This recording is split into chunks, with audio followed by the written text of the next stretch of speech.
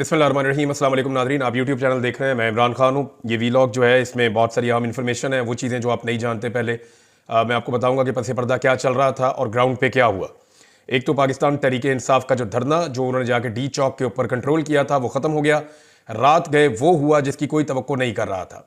यानी ये किसी के दिमाग में नहीं था कि सीधी गोलियां निहत्ते शहरियों के ऊपर चलाई जा सकती हैं। इसके बारे में सबको यकीन था कि ऐसा नहीं होगा। यानी ये तो सबको पता था कि आंसू गैस की शेलिंग होगी, गिरफ्तारियां हो सकती हैं, टॉर्चर हो सकता है, लाठीचार्ज हो सकता है, वाटर कैनन का इस्तेमाल किया जा सकता है, मिर्चों वाला पानी फेंका जा सकता है। ये सारी चीज़ों का सबको आइडिया था, लेकिन ये किसी को नहीं पता था कि रियल बुलेट्स जो हकीकी गोलियां हैं, असल गोलियां वो चल जाएंगी और वो गोलियां चलाकर लोगों को मारा जाएगा। इसके बारे में किसी को आइडिया नहीं था। और देखिए, एक चीज़ आप सबको जहन में रखनी है। बहुत सारे लोग जो है ना बड़ी अजीब अजीब बातें कर रहे हैं कि जनाब खड़े नहीं हुए, वहां रुके नहीं।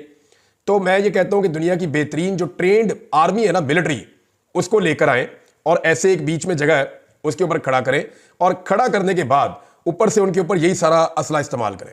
रियल बुलेट्स भी चलाएं, असली गोलियां चलाएं, रबड़ की गोलियां चलाएं, इतनी बदतरीन आंसू गैस की शेलिंग करें, कोई दुनिया की फौज भी वहां पे नहीं रुक पाएगी।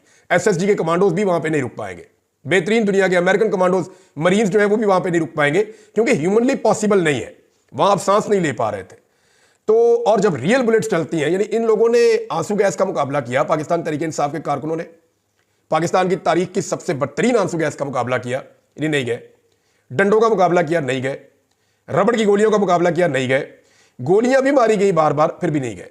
लेकिन जब अंधाधुंध फायरिंग हुई और बहुत सारे लोगों को बुलेट्स लगी हैं, अभी जो मेरे पास इत्तला आई उसमें सिर्फ एक हॉस्पिटल का डाटा है, दूसरे किसी अस्पताल का डाटा अभी नहीं है, और ये पॉलीक्लिनिक हॉस्पिटल का डाटा है। और इसके मुताबिक 28 लोग जो हैं उनको बुलेट इंजरी आई है। पाकिस्तान तहरीक इंसाफ ने जो बताया कि उनके 8 लोग जाँ बहक हो गए। ये अब तक के डाटा के मुताबिक है। जबकि पाकिस्तान तहरीक इंसाफ के कुछ लोग कंटिन्यूसली ये कह रहे हैं कि जब लाइटें बंद की गई 9 बजे के बाद, ऑपरेशन शुरू किया गया डी चौक पे, तो कुछ दिखाई नहीं दे रहा था। चारों तरफ से शेल्स चल रहे थे और चारों तरफ से गोलियां भी चल रही थी और फिर आग लगाई जा रही थी और बहुत तेजी से लोगों को गोलियां लगी हैं। तहरीक इंसाफ के बहुत सारे कारकुन लापता हैं, जिनके बारे में कहा जा रहा है कि शायद वो जाँ बहक हो गए हैं, वो इस दुनिया में मौजूद नहीं है, या वो इस वाकये की नजर हो गए हैं। इसको एक सानिया कहा जा सकता है। पहले वजीर दाखिला ने इसके बारे में वार्निंग दी। वजीर दाखिला ने पहले कहा कि गोली चला देंगे और 5 मिनट में सब कुछ खत्म हो जाएगा। फिर वजीर इत्तलाआत ने भी गोली चलाने की धमकी दी। फिर ताकत के इस्तेमाल की धमकी जो है वो वजीर दिफा ने भी दी। 3 वफाकी वज़रा ने डायरेक्टली धमकियां दी और उसके बाद हमने देखा कि वहां पर गोली चली और जो लोग अस्पतालों में पहुंचे वो रियल बुलेट्स के साथ थे। हुकूमत ने यह नैरेटिव कई दिनों तक बनाया कि मुसल्लह लोग वहां पर मौजूद थे, लेकिन किसी एक भी पुलिस वाले या किसी एक भी पैरामिलिट्री फोर्स के बंदे को गोली लगने का वाकया रिपोर्ट नहीं हुआ। दूसरी जानिब से एक भी फायर रिपोर्ट नहीं हुआ।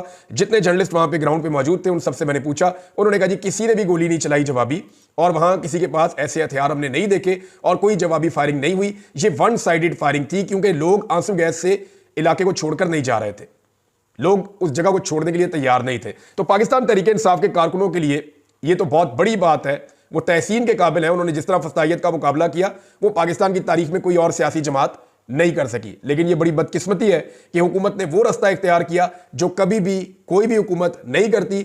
मैं जाती तौर पे आपको यह बता देता हूं कि मुझे पूरा यकीन था कि लोगों पे स्ट्रेट फायरिंग ऐसे नहीं की जाएगी।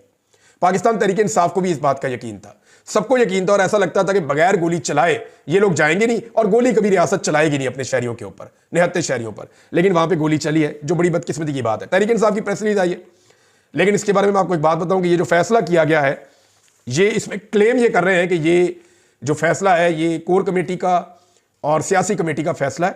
लेकिन मैंने कंफर्म किया कि कोई मीटिंग नहीं हुई, ना तो कोर कमेटी की हुई है ना सियासी कमेटी की हुई है। ये फैसला चंद लोगों ने किया है, उमर अयूब साहब ने, शिबली फराज साहब ने, गौर साहब ने, सलमान अकरम राजा साहब ने, और गंडापुर साहब उसका हिस्सा है, उस कमेटी का जो बनी हुई है इनकी इंटरनल।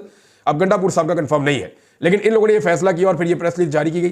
प्रेस रिलीज के मुताबिक पाकिस्तान तहरीक इंसाफ की निहत्ते पुरअमन और मुहिब वतन शहरियों के सफाकाना कत्ल और ऑपरेशन के नाम पर इस्लामाबाद में पुरअमन एहतजाज के शुरा के खिलाफ वहशत और बर्बरियत के नंगे मुजाहरे की शदीद अल्फाज में मुजम्मत। चीफ जस्टिस ऑफ पाकिस्तान से कहा जनाब कि आप इसका नोटिस लें और वजीर आजम, वजीर दाखिला, इस्लामाबाद और पंजाब के जो आईजीज हैं उनके खिलाफ इकदाम कत्ल की और कत्ल की FIR दर्ज की जाए, उनके खिलाफ कार्रवाई की जाए। फिर उन्होंने बताया जी कि कैसे मैंडेट चोर फस्ताइयों की ईमा पर सरकारी मशीनरी ने गोलियों से दर्जनों निहत्ते बेगुनाह कारकुनों को सीधी गोलियां मारकर शहीद किया है, जिनमें 8 के क्वाइफ अब तक हमारे पास पहुंच चुके हैं। तहरीक इंसाफ कह रही है दर्जनों लोगों को गोलियां लगी हैं और भी लोग शहीद हुए हैं, लेकिन 8 के क्वाइफ अब तक हमारे पास आए हैं उनमें वो जो बता रहे हैं जी कि अनीस शहजाद दस्ती, मलक मुबीन, औरंगजेब, अब्दुल कादर, मलक सफदर अली, अहमद वली, मोहम्मद इलियास और अब्दुल रशीद शामिल हैं। और इसमें जो मनाजिर हमने देखे नाज़रीन वो इंतहाई अफसोसनाक हैं। जो अस्पताल से मनाजिर आ रहे हैं वो तो हम शेयर भी नहीं कर सकते, दिल दहला देने वाले मनाजिर हैं। ऐसा किसी ने नहीं सोचा था कि रियासत इस तरह गोली चलाएगी। बहरहाल तहरीक इंसाफ ने कहा जी कि हम कोई मुसल्ला जत्था नहीं है या कोई मुसल्ला तंजीम नहीं है कि हम इन चीज़ों का मुकाबला करें, गोलियों का मुकाबला करें। हम पुरअमन शहरी हैं और हम एहतजाज करने के लिए, अपना हक लेने के लिए आ रहे थे और जमहूरी तरीके से आ रहे थे। और हमने तमाम सहूलतें, तमाम रुकावटें, तमाम तशद्दुद और वहशियाना बर्बरियत बर्दाश्त की। हमारे कारकुन डी चौक पहुंचे, मगर अपने शहरियों के लाशों के अंबार लगाने की हम इजाजत नहीं दे सकते।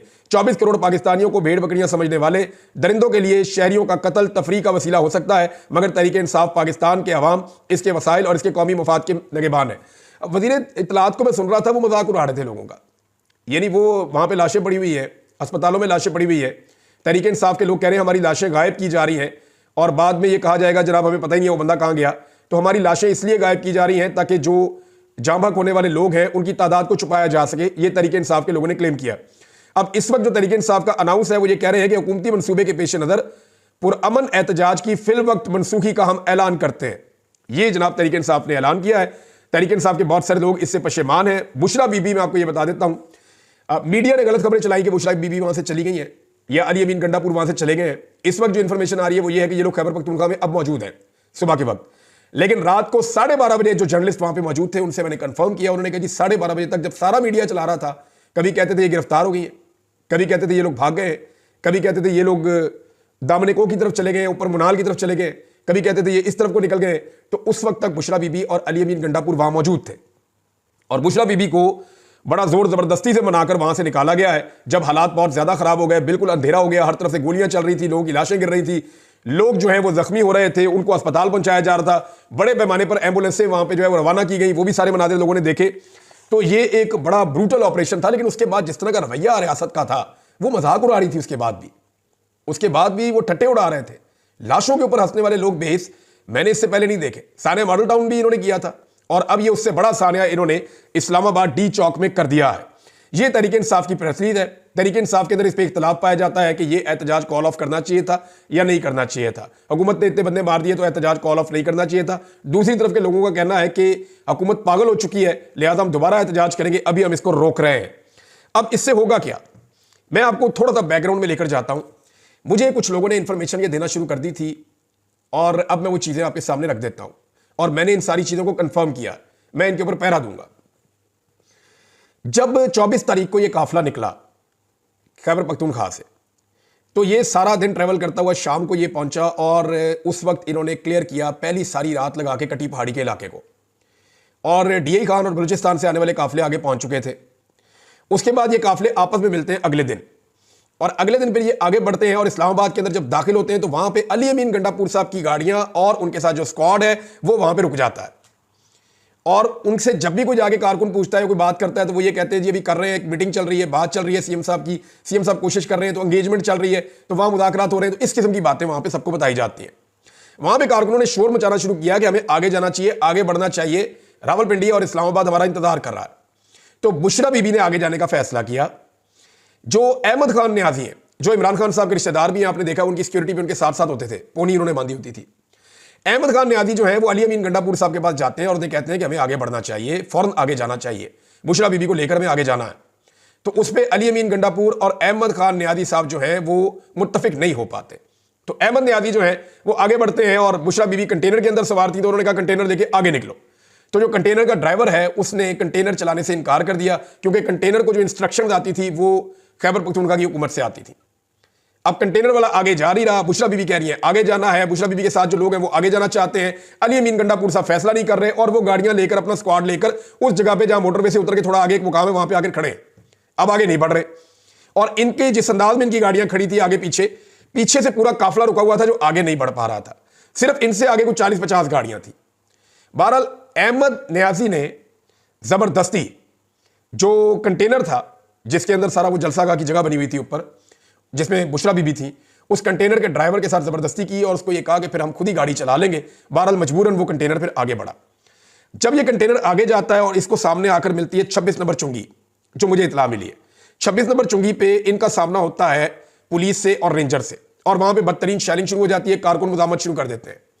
वहां जबरदस्त मुजामत चल रही थी, जबकि अली अमीन गंडापुर और उनका पूरा काफिला पीछे रुका हुआ था, वो आगे नहीं आ रहा था। अब इन दोनों काफिलों के बीच में मुझे कुछ लोगों ने कंफर्म किया, और मैं उनके नाम भी बता सकता हूं। उन्होंने कहा जी कि बीच में कुछ जगह खाली भी थी, वहां कारकुनों ने शोर मचाना शुरू कर दिया। आपने कुछ विजुअल्स देखे होंगे, जिसमें आपने महर शराफत के विजुअल देखे होंगे, कुछ कारकुनों के विजुअल देखे होंगे, एक दो और लीडर हैं उनके आपने विजुअल देखे होंगे कि वो कोशिश कर रहे हैं कि आगे निकलो, हमें आगे जाने दो। बुशरा बीबी आगे चली गई है, काफिला आगे निकल गया है, हमें आगे जाने दो। लेकिन वो गाड़ियां रास्ता नहीं दे रही थी जो सीएम के साथ थी, और रास्ता खुल नहीं रहा था। तो उस पर कारकुनों ने बाकायदा फिर मार धाड़ की, नारेबाजी की, अली अमीन की गाड़ी को धक्के दिए, उसको हाथ मारे, उसको पाँव मारे, और उसके बाद फिर जो है वो गाड़ी थोड़ा सा गाड़ियां आगे हुई तो पीछे से गाड़ियां निकलना शुरू हुई। इतने में बुशरा बीबी और पीछे से अलीमा खान साहबा और उनके साथ कुछ और रावलपिंडी के लोग आए, और उन्होंने आके उस तरफ से और बुशरा बीबी के साथ जो लोग थे उन्होंने इस तरफ से ये 26 नंबर चुंगी को खाली करवा दिया। जब ये चुंगी खाली हुई तो कंटेनर्स कारकुनों ने हटाए और काफिला आगे बढ़ गया। अब ये काफिला आगे बढ़ रहा था, जो हैरतअंगेज चीज मुझे लोगों ने बताई वो ये थी कि आगे से रुकावटें खुद दूर होना शुरू हो गई, रुकावटें दूर होना शुरू हो गई। और मंसूबा यह था कि इतना फासला पैदा कर दिया जाए अली अमीन गंडापुर के मेन काफिले में और बुशरा बीबी के काफिले में कि किसी जगह पे भी इनको अकेला करके इनके ऊपर एक भरपूर हमला करके बुशरा बीबी को गिरफ्तार कर लिया जाए। क्योंकि सब ये समझ रहे थे कि बुशरा बीबी एक ऐसी शख्सियत है जो इसको लीड कर रही है, और उनकी वजह से कोई वापस नहीं जा पा रहा और कोई कंप्रोमाइज नहीं हो पा रहा, यह मामला की रफा दफा नहीं हो रहा। इसका कोई और हल भी निकालना चाह रहे थे। बैरिस्टर साहब ने तो टीवी पे कहा कि जनाब हम तो संजानी में कहीं और बैठना चाहते थे, और इसके ऊपर फैसला हो गया था, लेकिन बुशरा बीबी नहीं मानी। वो कह रही थी मैंने जाना डी चौक में, मुझे इमरान खान ने कहा हुआ है। तो जब ये आगे बढ़े तो उनको मौका इसलिए गिरफ्तार करने का नहीं मिला कि रावलपिंडी और इस्लामाबाद के शहरी निकल आए, यानी आमिर मुगल वगैरह निकल आए, वो आमिर रियाज वगैरह, शहरयार रियाज वगैरह, और बाकी लोग हैं, अलीमा खान अपने साथ काफी क्राउड लेकर आ गई, वहां के नौजवान निकल आए। तो ये इतना बड़ा एक क्राउड बन गया कि ये भी अच्छा खासा एक जुलूस बन गया। अब इनको गिरफ्तार करना मुश्किल था बुशरा बीबी को। उस वक्त जो है वो अली अमीन गंडापुर साहब पीछे से फिर आए और उन्होंने ज्वाइन किया, और फिर ये डी चौक की तरफ गए। जो कंटेनर था बुशरा बीबी का वो डी चौक से 500 गज तकरीबन पीछे था, और उससे 500 गज पीछे जो है वो गाड़ियां थी। तो ये इस जगह पे ये मौजूद थे। अब एक और चीज जो मैं आपको बताने जा रहा हूं कि 4 बजे तक डी चौक पे मुकम्मल कंट्रोल हो चुका था पाकिस्तान तहरीक इंसाफ के कारकुनों का, और लीडरशिप वहां पे मौजूद थी। कुछ लोग ऐसे हैं जो इस्लामाबाद जाने के बाद नजर ही नहीं आए, जैसा कि शहरयार अफरीदी। इस्लामाबाद जाने के बाद उनकी कोई एफर्ट रास्ते में आपको नजर नहीं आई होगी। उन्होंने चंद जगहों पे अपने नाम के नारे लगवाए, उनके साथ कुछ नौजवान थे, नारे शारे लगवाए, कुछ टिकटॉक बनवाई उन्होंने, और वो गायब हो गए। कुछ और लोग हैं, मैं सबके नाम क्या लूं, लेकिन बेशुमार लोग ऐसे हैं जो आए ही नहीं, इस एहतजाज का हिस्सा ही नहीं बने। हालांकि उनका ताल्लुक खैबर पख्तूनख्वा से है, वो वहां से अराकीन असेंबली है, लेकिन वो नहीं आए, उन्होंने इसके अंदर शमूलियत नहीं की। पंजाब वाले भी नहीं आए, आपके सामने ही है। अब हुआ ये कि ये जो लोग पहुंचे डी चौक और उसकी सराउंडिंग में, इनको वहां पे जाके, मैंने पिछले वीलॉग में आपको कहा था कि कुछ चीजें पाकिस्तान तहरीक इंसाफ को करनी पड़ेगी। उन्हें अपनी एक इंतजामिया बनानी पड़ेगी, उन्हें अपना सिक्योरिटी का इंतजाम बनाना पड़ेगा, उन्हें थोड़ा सा अपना जो है वो खाने पीने का इंतजाम कैसे करना है, और स्टेज के ऊपर से अनाउंसमेंट वगैरह, ये सारी चीजें होनी थी। लेकिन 4 बजे से लेकर 9 बजे तक, इन 5 घंटों तक कारकुनों को किसी किस्म की कोई इंस्ट्रक्शन नहीं मिलती, और बहाना यह बनाया जाता है कि जनरेटर खराब हो गया। वहां जगह जगह जनरेटर पड़े हुए, कोई भी जनरेटर आ जाता, और इतने बड़े काफिले के साथ कोई एक जनरेटर तो होता नहीं है नॉर्मली। तो यह बहाना सुनने में आया कि जनरेटर खराब हो गया है, इसलिए जो मेन इनका कंटेनर है उसके ऊपर से कोई अनाउंसमेंट नहीं हो रही, और किसी ने कोई तकरीर नहीं की, किसी ने लोगों को गाइड नहीं किया, किसी ने लोगों को समझाया नहीं कि अब करना क्या है। और फिर वही हुआ, 9 बजे से पहले लाइटें बंद हो गई अंधेरा होने के बाद, और उसके बाद बदतरीन शेलिंग और बदतरीन फायरिंग। पाकिस्तान तहरीक इंसाफ के बहुत सारे लोग अली अमीन गंडापुर को ब्लेम कर रहे हैं, और वो ये कह रहे हैं कि ये एक मौका था इमरान खान साहब को आज़ाद करवाने का, ये ज़ाया किया गया है। बहरहाल इसमें कुछ चीज़ें और हुई हैं, वो मैं आपके साथ मजीद आगे बढ़ के आहिस्ता आहिस्ता शेयर करता चला जाऊंगा। लेकिन 12:30 बजे तक बुशरा बीबी और अली अमीन गंडापुर वहां पे मौजूद थे, और ऐसे हालात में जो है वो मैं आपको फिर बता रहा हूं कि कोई ट्रेंड मिलिट्री भी वहां पे नहीं रुक सकती, जिस तरह के हालात लोगों के लिए पैदा कर दिए गए थे। बहुत सारे लोगों को गिरफ्तार कर दिया गया, बहुत सारे लोगों को गोलियां लगी हैं, और बाकी लोग जो है, क्योंकि लीडरशिप जब वहां से चली गई तो बाकी लोग भी फिर खैबर पख्तूनख्वा के लिए निकल गए। बेशुमार गाड़ियां, यानी क्लेम कर रहा है मीडिया के 100 के करीब गाड़ियां जो है वो तोड़ दी गई हैं, उनको बुरी तरह नुकसान पहुंचाया गया है, और वहां पे जितनी चीजें पहुंची थी, कंटेनर को भी आग लगा दी गई है, और एक अजीबोगरीब वहां पे माहौल बना हुआ था इस्लामाबाद में। अब उस सारी चीज़ों को क्लियर किया जा रहा है। तहरीक इंसाफ के कारकुनों ने नो डाउट एक अज़म की और हिम्मत की दास्तान रकम की है, इससे उनका हौसला बढ़ेगा, इससे कम नहीं होगा, और ये उनके लिए बड़े दुख की घड़ी है, क्योंकि बहुत सारे लोग लापता हैं, बहुत सारे लोग जो हैं वो जख्मी हैं, उनकी शहीद हुए हैं बहुत सारे लोग, और ये सारी चीज़ें उनके लिए एक तकलीफ दे मौका है पाकिस्तान तहरीक इंसाफ के लिए। लेकिन इस पॉलिटिकल पार्टी ने जो किया है, इससे पहले कोई और पॉलिटिकल पार्टी इस लेवल का दबाव बर्दाश्त नहीं कर पाई। आलमी सतह पे बड़ा शदीद दबाव आ रहा है, डोनाल्ड ट्रंप की टीम का हिस्सा हैं, जो यूक्रेन के हवाले से सारे मामलात को देखेंगे। डोनाल्ड ट्रंप की कोर कमेटी का मेंबर है, उनकी भी ट्वीट आई, उन्होंने कहा जनाब कि ये जो हो रहा है पाकिस्तान में वो ऐसे ही हो रहा है जैसे अमेरिका के अंदर कंट्रोल करने की कोशिश की जा रही थी। उन्होंने इसकी मजम्मत की है, अक़वाम मुत्तहिदा ने इसकी मजम्मत की है, अक़वाम मुत्तहिदा का स्टेटमेंट भी आया है इस हवाले से। पाकिस्तान में एहतजाज के दौरान फौज की तैनाती का नोटिस लिया है, मुजाहिरीन और फोर्सेस से तहम्मुल में रहने की उन्होंने अपील की है और आज़ादी इज़हार राय और पुरअमन एहतजाज करने का मुतालबा उन्होंने किया है कि जी इसका हक दिया जाए शहरियों को, लेकिन ऐसा नहीं हुआ। यहाँ पे बदतरीन फस्तायत हुई है पाकिस्तान में, इसकी माजी में कोई मिसाल नहीं मिलती। और आलमी मीडिया ने जो इसकी कवरेज की है वो पाकिस्तान का जो मौजूदा रजीम है उसके लिए मुश्किलात में इजाफा करेगी।